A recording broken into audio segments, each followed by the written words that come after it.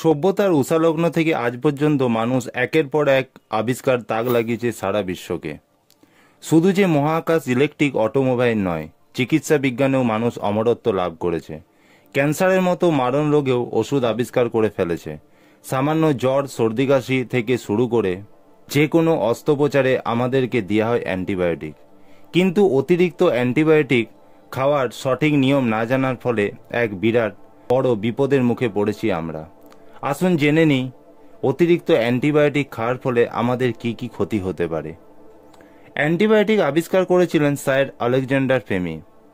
তিনি বলেছিলেন এই অ্যান্টিবায়োটিক কারণে আজ কোটি কোটি লোক বেঁচে যাবে, কিন্তু অনেক বছর পর এগুলো আর কাজ করবে না।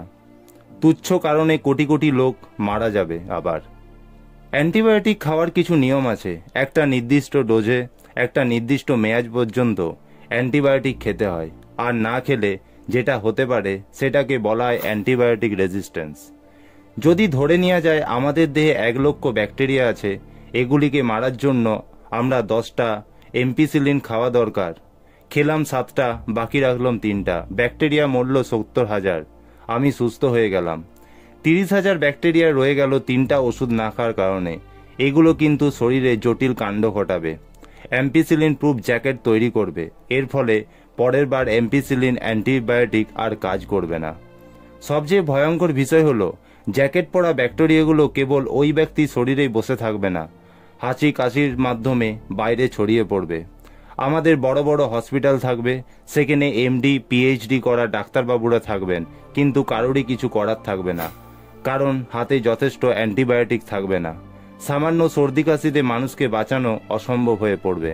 টিভি পত্রিকায় নানান বিষয়ে মানুষকে সচেতন করা হয়, বাথরুম করে হাত ধুতে হবে, কাশি হলে ডাক্তার দেখাতে হবে, ইত্যাদি ইত্যাদি।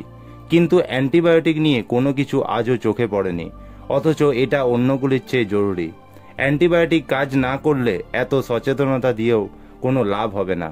আগুন নিয়ে খেলছে ফার্মাসিওয়ালারা। একটু জ্বর হলেই তাকে অ্যাজিথ্রোমাইসিন নামক দামি অ্যান্টিবায়োটিক দিচ্ছে। কদিন খাবে, কখন কখন খাবে কিছু না বলে শুধু বলে দিচ্ছে একটি খাবেন সব রোগ সেরে যাবে। এইভাবে রেজিস্ট্যান্স হচ্ছে সব ব্যাকটেরিয়ারা। চিকিৎসা ব্যবস্থার সাথে যারা জড়িত তাদের সবাইকে অ্যান্টিবায়োটিক সঠিক ব্যবহার বিষয়ে সচেতনতা বাড়াতে হবে, না হলে আমাদের ভবিষ্যৎ অন্ধকার। আমাদের এভরিডে ইন্সপিরেশনের ইউটিউব চ্যানেলের সাথে যুক্ত থাকুন, অজানা তথ্য জানুন এবং আমাদের জানান। আপনাদের অনুপ্রেরণা আমাদের পথ চলার শক্তি।